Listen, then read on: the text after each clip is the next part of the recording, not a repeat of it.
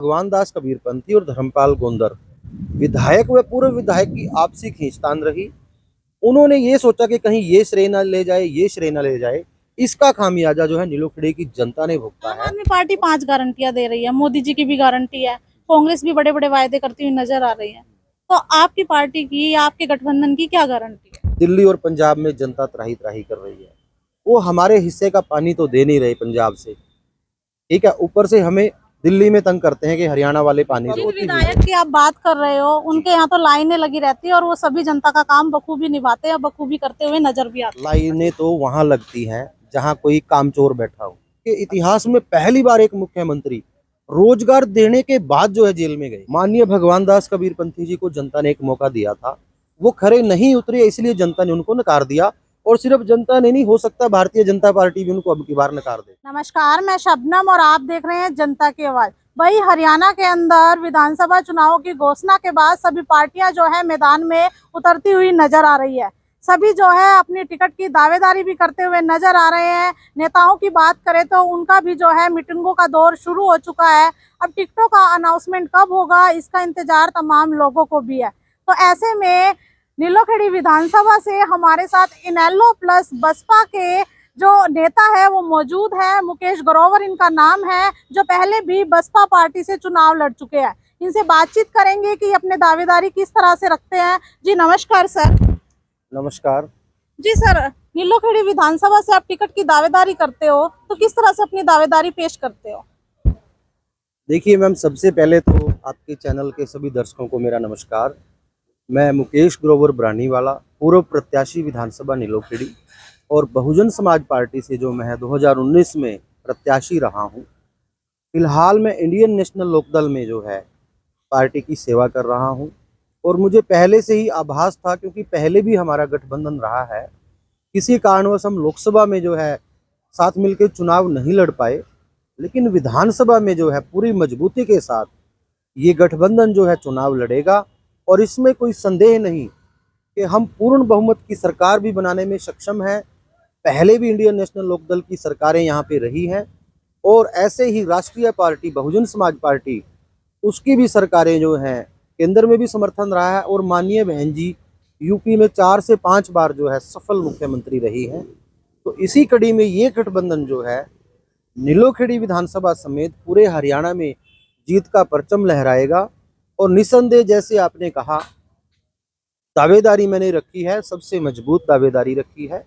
लेकिन फिर भी ये गठबंधन के हमारे बड़े नेताओं का जो फैसला होगा वो सर मत्थे होगा, क्योंकि बड़े नेताओं को हमसे ज़्यादा एक्सपीरियंस है। फिर भी अगर वो इस लायक समझेंगे तो नीलोखेड़ी विधानसभा सीट को जीतकर जो है हम गठबंधन की झोली में हम सभी मिलकर कार्यकर्ता जो डालने का काम करेंगे। इसीलिए हमारा दावा जो है मजबूत भी है, और आप सभी पत्रकार साथियों का और कार्यकर्ता भाइयों का, जनता का जो है आशीर्वाद भी। सर, नीलोखेड़ी विधानसभा की बात करें तो वहां पर जो है क्या स्थिति है इनेलो प्लस बसपा पार्टी की? देखिए, जैसा कि मैंने पहले कहा, इंडियन नेशनल लोकदल का वहाँ से कई कई बार विधायक रहा है। और माननीय हमारे सुप्रीमो चौधरी ओम प्रकाश चौटाला जी ने, जब वो सरकार में थे, तो सरकार आपके द्वार एक कार्यक्रम के तहत उन्होंने नीलोखेड़ी, चाहे वो शहरी क्षेत्र हो चाहे वो ग्रामीण क्षेत्र हो, वैसे तो पूरे हरियाणा में उन्होंने काम कराया। लेकिन मैं जहाँ तक नीलोखेड़ी की बात करता हूँ, क्योंकि मेरा अपना पैतृक गाँव नीलोखेड़ी में पड़ता है, बरानी खालसा। उस दौरान जितने कार्य है, विकास कार्य हमारे गांव में हुए, शायद आज तक भी जो है वो मिलाकर नहीं हुए। उनके बाद 10 साल कांग्रेस की सरकार भी रही है, और भारतीय जनता पार्टी की सरकार को भी 10 साल हो गए। इसीलिए नीलोखेड़ी में क्योंकि विधायक भी रहा है, बहुजन समाज पार्टी का भी बहुत अच्छा वर्चस्व रहा है। क्योंकि लोकसभा चुनाव के दौरान एक बार जब मराठा जी चुनाव लड़ रहे थे, तो बहुजन समाज पार्टी को नीलोखेड़ी विधानसभा से लगभग 45,000 जो है मत मिले थे। और 45,000 मत मिलने का मतलब ये है कि आप विधानसभा जीत रहे हैं। नीलोखेड़ी विधानसभा की बात करें तो सब नीलोखेड़ी विधानसभा के अंदर क्या कुछ समस्याएं हैं? देखिए, समस्याएं ही समस्याएं हैं फिलहाल तो, क्योंकि जब 2004 में कांग्रेस की सरकार आई और 2014 से अब तक भारतीय जनता पार्टी की सरकार आई है, तो हमारी नीलोखेड़ी विधानसभा का ये दुर्भाग्य रहा है कि पहले जो है यहाँ पे विधायक इस तरह के रहे कि उनको मंत्री पद नहीं मिला, और वो दूसरे गुट से आते थे कांग्रेस में। इसीलिए भूपेंद्र सिंह हुड्डा जो माननीय मुख्यमंत्री थे, उनकी जो है उनके साथ कभी नहीं बनी। वो भजनलाल गुट के थे, कोई किसी गुट का था।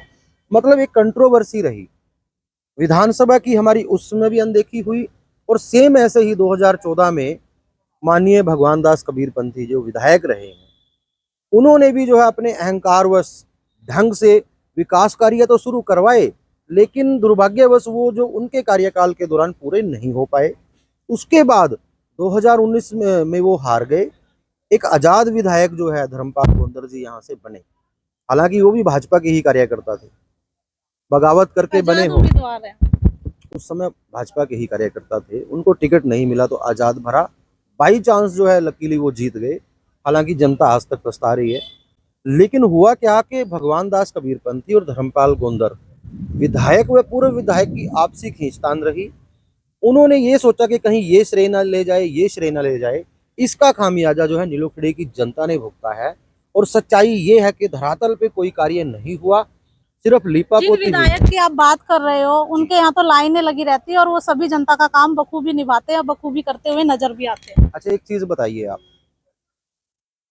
देखो मैं आई एम सॉरी टू से मैं ये कहना नहीं चाहता, लेकिन लाइनें तो वहां लगती हैं जहां कोई कामचोर बैठा हो। अगर कोई काम करे तो लाइनें क्यों लगेंगी? लोग अपने घरों पे आराम करेंगे क्योंकि काम हो गया। वो बार बार जाके लाइनें लगाते हैं, और क्योंकि वो लाइनें घर पे लगाने के बाद बैठते भी हैं ना, काम नहीं जनता की होता। समस्याएं सुनते हैं, वो घर पर बैठते हैं। क्या एक नेता को घर पे बैठना चाहिए? क्या वो हल्के का दौरा नहीं करना सर चाहिए? सुबह शाम की बात है। सुबह शाम आप, मैंने ना उनके कई बार, आप पत्रकार साथियों ने जो इंटरव्यू लिया, मैंने वीडियो देखे हैं। मुझे नहीं लगता कि आजकल आज तक भी एक भी व्यक्ति कोई उनके किसी कार्य से संतुष्ट हुआ हो। मैं तो जनता के बीच में रहता हूँ। सर आप जनता के बीच में जा रहे हो तो जनता का रुझान किस तरफ है? देखिए जनता का रुझान ये है, वैसे तो आप जनता से पूछे तो ज़्यादा बेस्ट है, लेकिन जो मेरी व्यक्तिगत राय है, माननीय भगवान दास कबीरपंथी जी को जनता ने एक मौका दिया था। वो खरे नहीं उतरे, इसलिए जनता ने उनको नकार दिया। और सिर्फ जनता ने नहीं, हो सकता भारतीय जनता पार्टी भी उनको अब की बार नकार दे, क्योंकि दूसरे प्रत्याशियों के नाम उनसे ऊपर चल रहे हैं। ऐसे ही माननीय धर्मपाल गोंदर जी, चलो मैं ये नहीं कहता, सम्माननीय है हमारे लिए, विधायक है, लेकिन उन्होंने भी जो है अपने पद पे रहते हुए जो है सही ढंग से कार्य नहीं किया। 90% जनता उनसे नाराज है। तो अब क्या चाहती है जनता? अब जनता ये चाहती है, उनको 2004 तक का जो सुशासन था, माननीय चौधरी ओम प्रकाश चौटाला जी जब मुख्यमंत्री थे, आपने देखा होगा विकास का मुंह जो है गाँव की तरफ था। हर घर तरक्की थी, खुशहाली थी। एक भारत के इतिहास में पहली बार एक मुख्यमंत्री रोजगार देने के बाद जो है जेल में गए। आमतौर पर ऐसे भ्रष्टाचार में जाते हैं, लेकिन एक व्यक्ति, एक सीएम रोजगार दे रहा है और वो रोजगार देने के बाद जेल में है। और मजे की बात यह है कि जिनको रोजगार दिया वो टर्मिनेट नहीं हुए, वो बर्खास्त नहीं हुए। आम आदमी पार्टी 5 गारंटियां दे रही है, मोदी जी की भी गारंटी है, कांग्रेस भी बड़े बड़े वायदे करती हुई नजर आ रही है। तो आपकी पार्टी की या आपके गठबंधन की क्या गारंटी है? देखिए ऐसा है, ये सबको पता है, चाहे मैं केंद्र सरकार की बात करूं, हरियाणा सरकार की बात करूं। हरियाणा सरकार तो बैकफुट पे है। इसका तो आप इसी से अंदाजा लगा सकते हो कि माननीय खट्टर साहब को 6 महीने पहले बदल के एक डमी बैकवर्ड समाज की वोटों को मतलब लालच में आते हुए भारतीय जनता पार्टी ने माननीय जो नायब सिंह सैनी जी हैं उनको सीएम बनाया।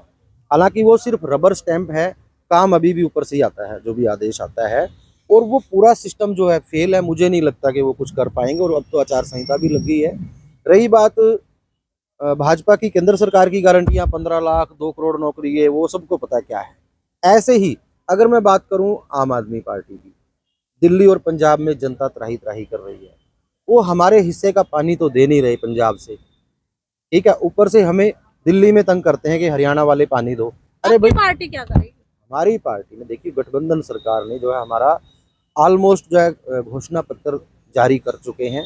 फिर भी उसमें जो है थोड़ा बहुत और एडिफिकेशन जनता के सहयोग से, समर्थन से जो है वो तैयार हो रहा है। उसमें क्या है, हम सबसे पहले तो बेरोजगारी जो भत्ता है, सबसे पहले तो हम एक एक परिवार में एक एक रोजगार जरूर देंगे।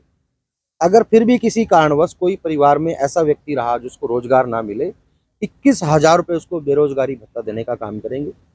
7,500 रुपये जो है बुढ़ापा पेंशन जो है देने का काम करेंगे। और जो एज है 60 साल से घटाकर 58 साल से देना शुरू करेंगे, बिना किसी जो है माथापच्ची के वो शुरू हो जाएगी। ऐसे ही हर गृहिणी को हम 1 सिलेंडर पर मंथ मुफ्त देंगे। साथ में 1100 रुपये उसको रसोई खर्च का खर्चा भी देंगे। इसके अलावा रोटी, कपड़ा, मकान, शिक्षा, स्वास्थ्य, रोजगार, जितनी भी मूलभूत सुविधाएं हैं वो जो है पहली कलम से हर नागरिक को बिना किसी डिस्क्रिमिनेशन के मिलेंगी। और भी बहुत सारी घोषणाएं जो है समय समय पर जो है जनता के बीच में हमारी सरकार जाएगी, उनसे समस्या पूछेगी। जैसे कि सरकार आपके द्वार कार्यक्रम था, तो जनता जो है मैं कहूँगा कि असली जो सेवा है वो इंडियन नेशनल लोकदल और बहुजन समाज पार्टी के कार्यकाल में देखेगी। सर, जनता का कहना है वायदे तो सभी पार्टियां करती है, लेकिन फिर अगले 5 साल के लिए सभी पार्टियां गायब हो जाती है। अगर कोई भी पार्टी का नेता बनता है, जिसकी भी सरकार आती है, तो वो गायब हो जाते हैं अगले 5 साल के लिए। देखिए, एक एक पंजाबी में एक गाना भी है, मैं उससे उदाहरण दूंगा कि हमारा जो है ना काम बोलता है ना, काम ही बोलता है हमेशा। तो चाहे मैं यूपी की बात करूं, माननीय बहन जी ने इतने काम किए हैं, ऐसे ऐसे काम किए हैं कि जो कोई सोच भी नहीं सकता। ऐसे ही हरियाणा में इंडियन नेशनल लोकदल ने ऐसे ऐसे कार्य किए हैं जो असंभव थे, वो करके दिखाएं। सर, आप बसपा पार्टी की बात कर रहे हो, यूपी की बार बार बात कर रहे हैं आप, तो हरियाणा के अंदर क्या उनका संगठन है? बिल्कुल है। हर मैं कहता हूँ हर बूथ पे उनका संगठन है, राष्ट्रीय पार्टी है। हरियाणा में बिल्कुल मजबूत है। एक बार हम जब मैं बसपा में ही था, लगभग 17% वोट लिए थे हमने हरियाणा के चुनाव में। बहुत मजबूत पार्टी है। इनेलो प्लस बसपा गठबंधन से और भी नेता होंगे जो टिकट की दावेदारी करते जी। होंगे, तो पार्टी टिकट आपको ही क्यों दे? देखिए, इसके वैसे तो ये मैं कहूँगा पार्टियों का डिसीजन है, लेकिन मैंने ये नहीं कहा है कि मुझको ही दे। लेकिन मजबूत दावेदारी मैंने रखी है, उसका डबल बेनिफिट क्या है? एक तो सबसे पहली बात कि मेरा निवास स्थान जो है नीलोखेड़ी में ही, मैं लोकल हूँ। और आजकल मुद्दा है वोकल फॉर लोकल। लोकल प्रत्याशी को ही लोग जो है तवज्जो देते हैं। दूसरा, मैंने पहले भी चुनाव लड़ा है बहुजन समाज पार्टी से, अब हमारा गठबंधन है, तो दोनों पार्टियों के लिए ये विन विन सिचुएशन है। और जनता के बीच में, क्योंकि हम सारा दिन रहते हैं, कार्यकर्ताओं के साथ रहते हैं, हमें लोकल समस्याओं का भी पता है। जो व्यक्ति बाहर से आके पैरासूट से आके जो है चुनाव लड़ेगा, वो 5 साल तो उसको ज्योग्राफी समझने में लग जाएंगे। तो इसीलिए कोई फ़ायदा नहीं। मेरा तो आपके चैनल के माध्यम से जनता से भी अपील है कि मुझे सहयोग, समर्थन व आशीर्वाद दें। मैं वायदा करता हूं कि सारी उम्र जो है नीलोखेड़ी विधानसभा की सेवा करूँ। सर, अगर आपको टिकट नहीं मिलती है गठबंधन से, तो आप आजाद उम्मीदवार लड़ेंगे? देखिए, भविष्य के गर्भ में क्या छुपा है ये मैं नहीं कह सकता। फिलहाल मेरा ऐसा कोई इरादा नहीं है। हालांकि मेरे रिश्तेदार, मित्र और कुछ मेरे जो व्यक्तिगत कार्यकर्ता हैं, वो मुझे ये कह रहे हैं कि आप हर हाल में चुनाव लड़ें, लेकिन फिलहाल मेरा ऐसा कोई इरादा नहीं। सर, जनता का क्या कुछ समर्थन मिल रहा है, जैसे कि आप जनता के पास जा रहे हो? जनता का मेरे को जो है आशीर्वाद मिल रहा है। आम जनता जो है इस समय, सर्व समाज के लोग, हर सेगमेंट के लोग, चाहे वो व्यापारी हों, कर्मचारी हों, दुकानदार हों, मजदूर हों, सब ये कह रहे हैं कि आप अब की बार जो है आओ मैदान में, तन मन धन से हम सहयोग करेंगे और चुनाव आप नहीं, आपके लिए चुनाव हम लड़ेंगे। सर, नीलोखेड़ी की जनता को क्या कुछ संदेश देना चाहेंगे, क्या कुछ अपील उनसे करना चाहेंगे? देखिए, अपील मैंने पहले भी अपील की है। मैं तो सिर्फ आशीर्वाद मांग सकता हूँ कि एक बार जनता आशीर्वाद दे।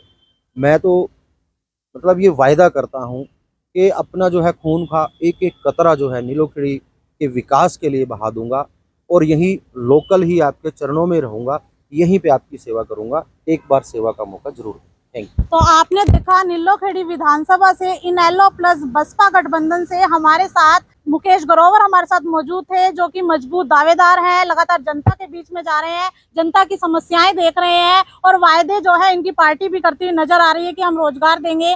जनता की जो भी समस्याएं हैं, हमारी सरकार आने के बाद जो है उन सब समस्याओं का समाधान करवा दिया जाएगा। तो वीडियो को शेयर जरूर करते रहिए, कमेंट में अपनी राय भी जरूर दीजिएगा। और अब ये देखना होगा कि किस पार्टी से किसको टिकट मिलेगी और फिर किसकी सरकार आएगी।